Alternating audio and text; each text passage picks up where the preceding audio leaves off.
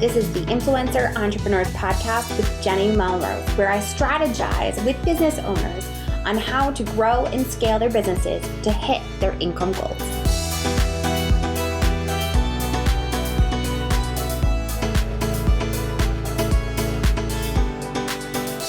This is episode 248 of the Influencer Entrepreneurs Podcast with Jenny Melrose. Today, we're going to be diving into marketing yourself to any size audience with Bree Pair. I am so excited about this interview. She gave such an amazing concrete example at the end of the interview that I really truly hope this client is listening because it was so helpful. But I also think that so many of you are going to benefit from it. Before we dive into the episode, I want to make sure that you have already grabbed my growing an email list guide. And if you have not, I want you to make sure to send me a DM at Jenny_Melrose on Instagram and just tell me that you want the email list growth guide. I will make sure to send that to you. You're going to hear in this episode how important it is to be growing your email. We cannot emphasize that enough. And you're going to hear how you're going to be able to repurpose and reinvent yourself by growing that list. All right, you guys, let's dive in. Hi, Bree. How are you? I am so good. Thanks for having me on. I'm excited to chat with you. Yes, I am so excited to have this conversation. Before we dive into it, though, will you introduce yourself and your business to my audience? Yes. So hi, everyone. My name is Bree. I am the founder and CEO of Thrive. We are a resource and educator for bloggers and influencers. So we started out as an in-person conference, and we were just doing that one time a year, which was super fun and amazing. But we kept it a boutique size conference, which means about 100 to 150 attendees. And as you guys know, there are many, many more bloggers than 100 to 150 people. And so we wanted to, I didn't want to just meet with bloggers and help educate them. And, once a year, I'm like, but there's so much knowledge that happens consistently that we want to reach more bloggers. So we have since expanded and we have our own podcast as well. We have a free Facebook group for bloggers called the Thrive Blogging Community and a blog, and have expanded all online events. Just basically just took all of that and went online. So I love it. And such a great resource and so much information that we're going to be able to garnish from you. So let's just jump right into this. What are the best ways to market yourself in 2021? So I love that you said in 2021, because I think everything pivots and changes so quickly. And there is one thing that I think you must do in order to stand out in today's world of, so much being happening online. And that is message mining. I think it is so, so important to really know who your audience is, what problems they're having, and how do they want to feel instead? Like, how would it feel to have those problems solved?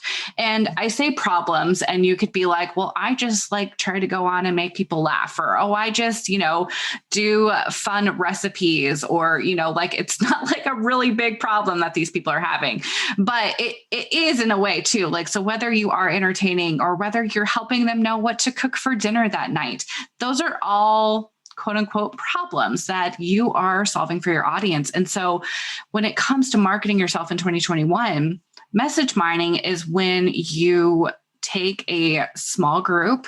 And I did this, I do this frequently. I did it last year. And I met one-on-one with people on Zoom for about 15 minutes. I had some concrete questions to ask them.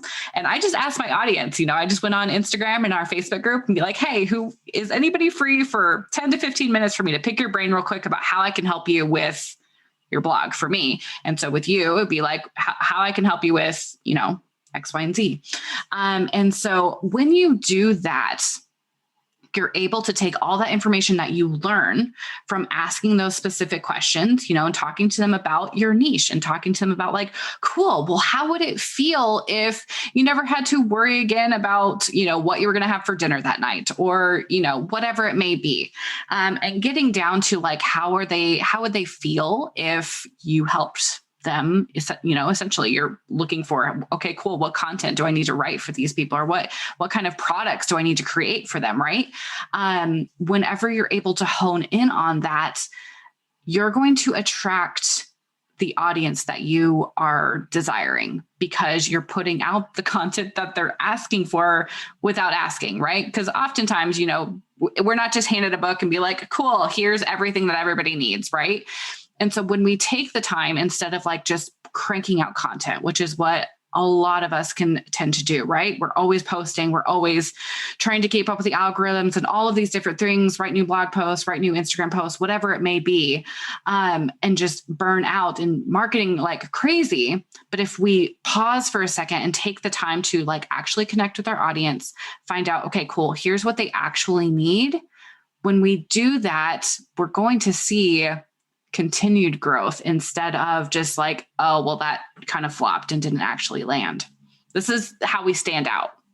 Yes. No. And I love that you're getting direct contact with them, getting on a Zoom, being able to just kind of have that connection with them and answer any questions that you have. Because it is something that we often talk about. It's like, solve the problem for your audience. And people Right. say, well, how do you know how to solve that problem? But getting on and talking to them, that is one of the best ways. So let's say you don't necessarily have that Instagram following that's going to be willing to hop on, or maybe you are just starting off on Instagram. How else would you go about getting those people to kind of like get on those calls with you? That would be your target audience. And I will say, like, when I tell people to do that, they're like, ooh, I don't want to get on a Zoom call with somebody. That sounds horrible. And I understand, but I'm telling you, like, so to answer that question as well is, whether it's terrifying to you or whether you're just starting out and you're like, well, nobody's going to respond to my Instagram story about getting on a Zoom call, is just look at your circle around you. So you have started, this blog or this Instagram account or whatever it may be, because you have a passion about something, right? And you have something you want to talk about. I'm willing to bet that you have friends around you that are passionate about the same thing, no matter what it is, that you can reach out to your best friend and be like, hey, can I pick your brain for 10 minutes about this? And so start there. I mean, and that's what I did. I sent a text message to a couple girls in my mastermind. I reached out to a couple bloggers individually. Like, you have individuals in your life and you don't need a ton of people. I would say 3 to 5 is amazing. And so start with your inner circle, and then that'll get you a little bit more comfortable too, to be like, cool, let's get on Zoom real quick. And also my tip there is record the Zoom call and then upload that call to, there's a site called Temi, Temi, that'll transcribe it for you for just a couple dollars. And then you have their actual words as well.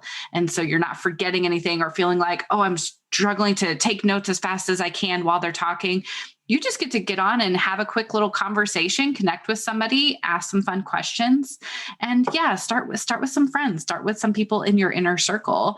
And then I would say, like, build that confidence level and ask other people in your audience. That is such a great tip. I especially love the transcription, because I think that by using that recording, we forget what words they've used to describe things. And we'll go to describe it and use a word. They're like, I don't know what that is. That's not what I meant, or it doesn't relate to them and it doesn't connect the same way. It's so funny because yes. And such a great tip. So good.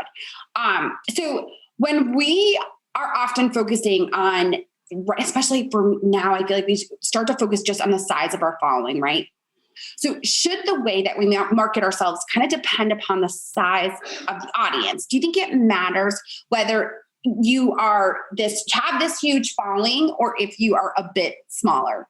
You know what? I really don't think so. I think that can harm us more than anything, is when we start to focus solely on the numbers. And so obviously we are building businesses that we want to succeed. And obviously we're going to set growth numbers and goal numbers of, oh, I want to have this many people on my email list or this many followers or this many page views. Those goals are fantastic. What is not great is when we become obsessive about them and we are focusing solely on who we don't have rather than who we have. And I think that goes for whether you have 100 followers, whether you have 100,000 followers.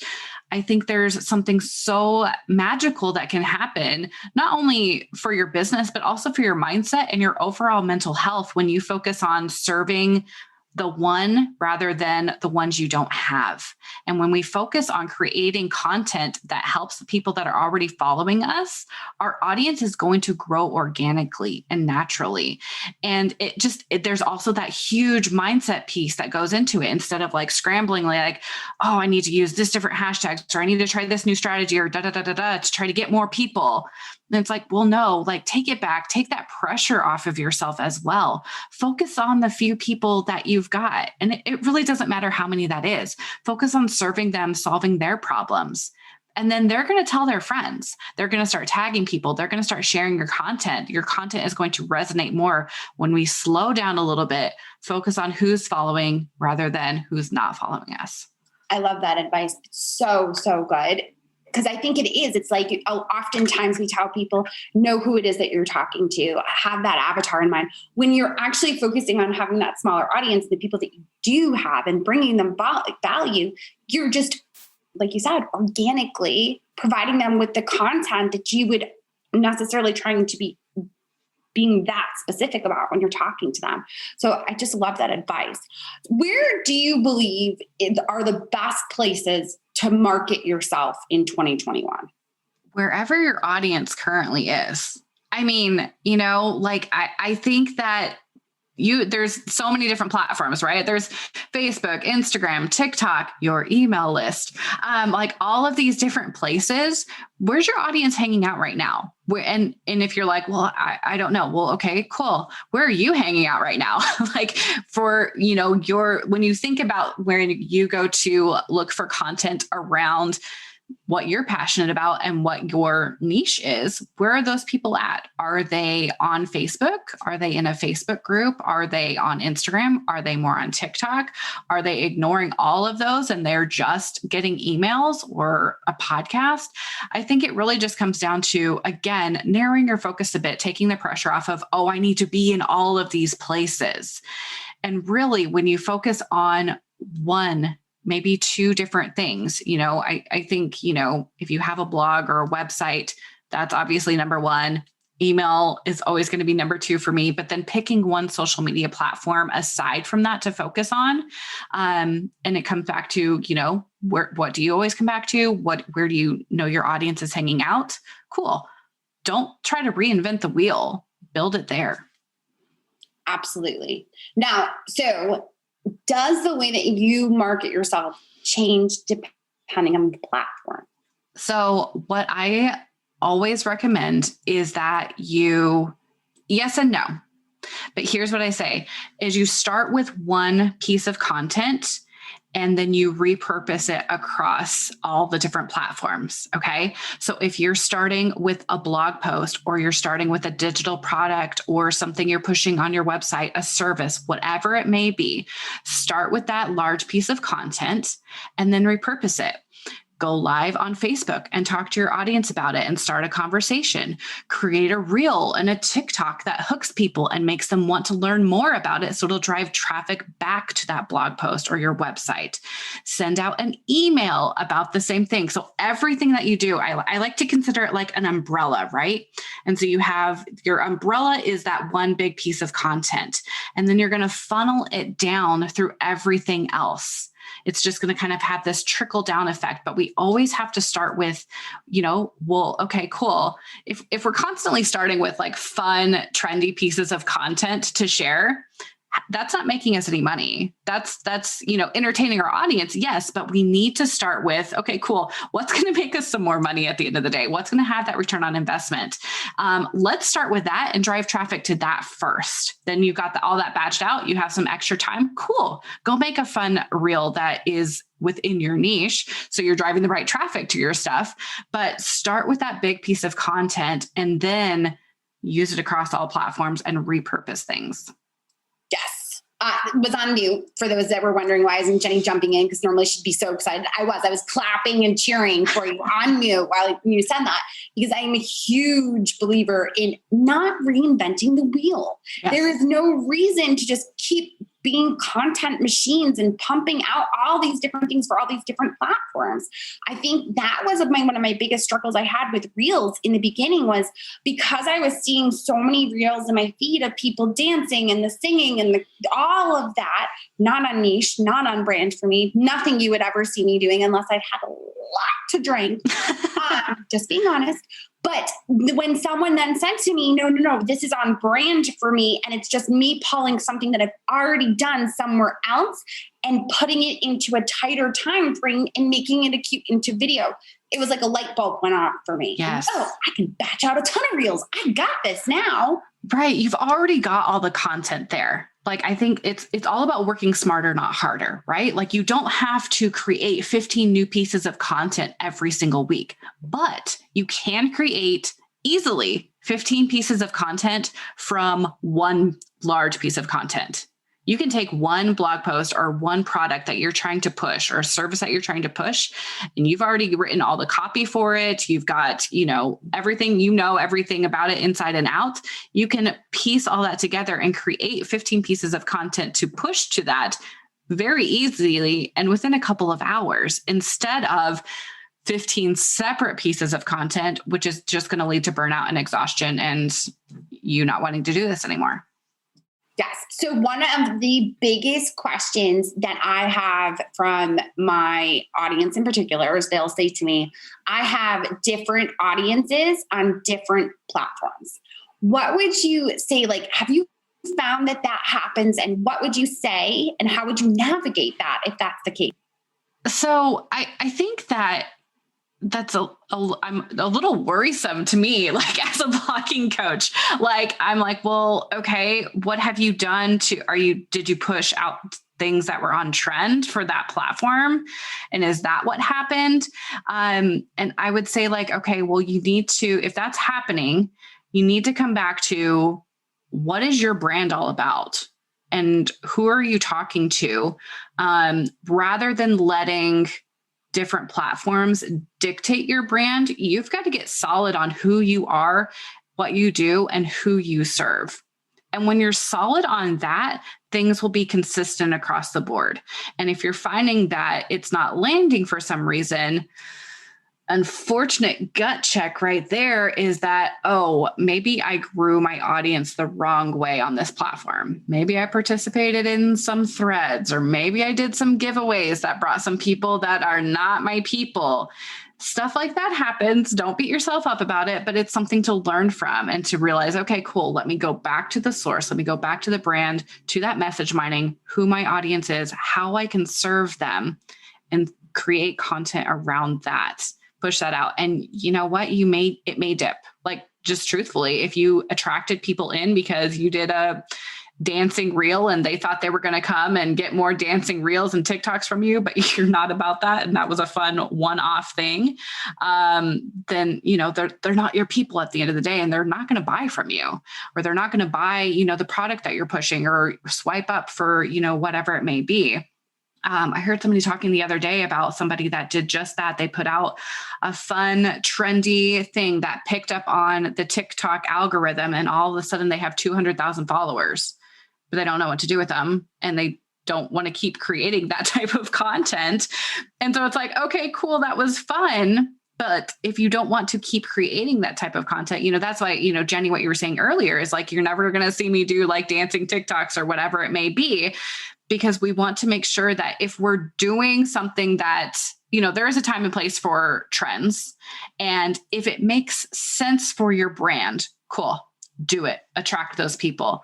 If it doesn't, it's the same type of thing. If you're, an influencer or a blogger who's wanting to partner with brands, we are always going to give you advice. Don't ever partner with a brand that doesn't make sense to your audience, because it's not going to do well with your engagement. It's not going to do well for the brand, and it's going to be off-putting to your audience. So it's the same type of thing. So that's kind of a long roundabout answer. If you're finding you have different audiences on different platforms, I would go back to, well, how did you grow those? And go back to your brand initially. Yes, it may go down a little bit, but you're going to build a great foundation from what you've got. Okay, so I love that answer and I agree. And now I have actually a client I'm going to just give you a scenario and see what you would say. So she has a website that's kind of like a resource for different aspects of parenting, of loss, of infertility, and also now of parents. So it's kind of like they're in different stages. And sometimes they go in and out of stages. And some of the content can be very triggering. So she's done a really great job on Instagram of she is very sensitive to it. She will make sure that she lets them know before she talks about something, because she is now recently pregnant. So of course, now for the ones that have had loss, it's very triggering. But for email, because they go in and out of stages, it's so difficult to kind of filter them and make sure they're in the right stream or, segment of that list. Do you have any suggestions of how to better organize that or make it so that those people don't get triggered with an email about parenting and maybe they've just had a loss?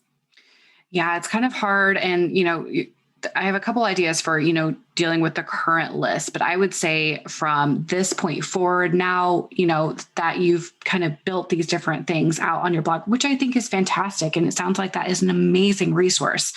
And people do go through different stages in life and experience all of those things. And so it's wonderful.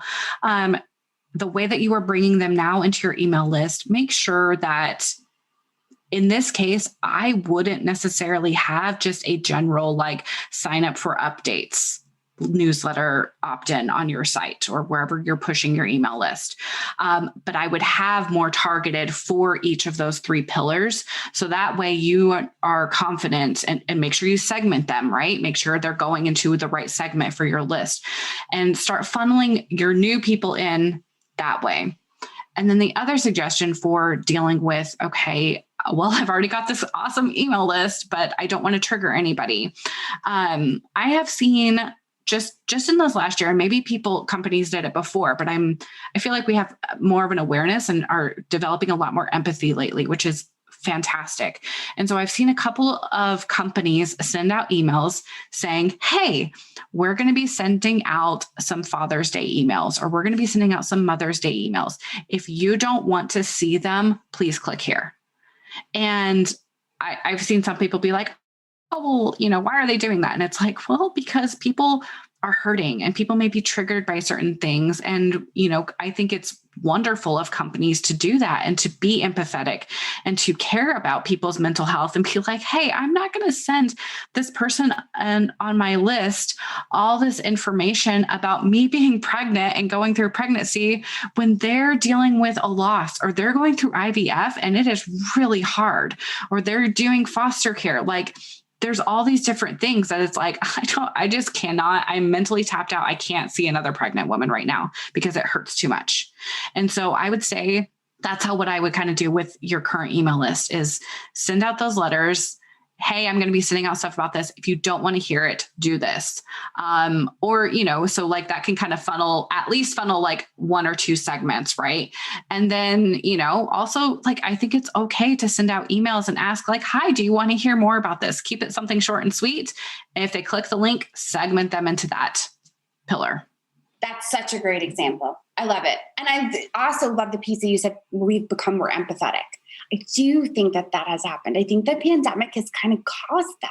Yeah. We just are so much more aware of all of the crazy that we've had to deal with.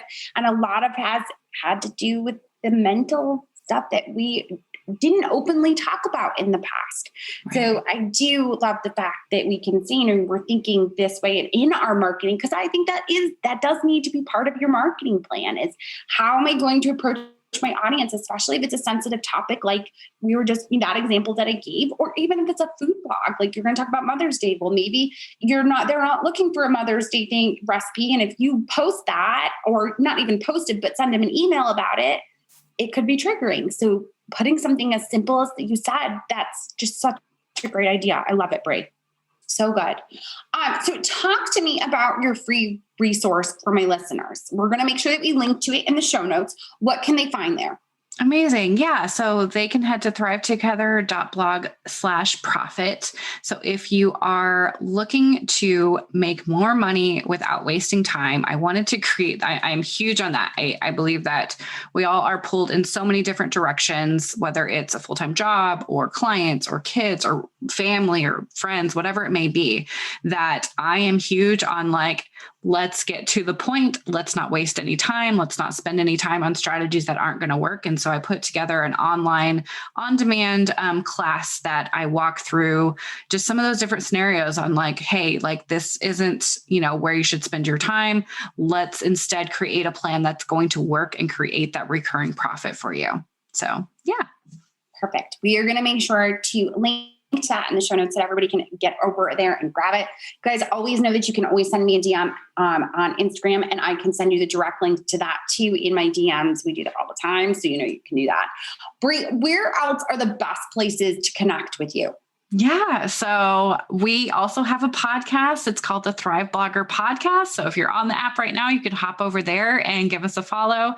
And then we have other blessed places to find us is thrivetogether.blog. We'll just send you to our website where you can find our free Facebook community.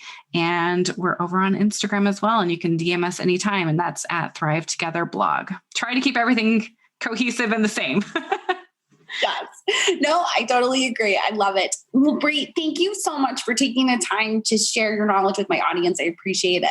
Absolutely. I'm so glad that you had me on. It was great to chat with you. All right, there you have it. That concrete example that she gave at the end of how to make sure that we're being empathetic when we are emailing our list. Just hit so close to home for me. And it's just so important. And I really, truly hope that you will take that into consideration and figure out what would work best for your audience and your list. As always, you guys, if you haven't already grabbed my email list guide, make sure to send me a DM at Instagram at Jenny_Melrose. Also, like we talked about, Bree has some amazing resources that you need to make sure that you hop over to the show notes and grab. As always, if you haven't already left me a rating and a review, I would so appreciate it if you took the time to do so. It helps to get great guests like Bree. All right, until next time, I will see you all then.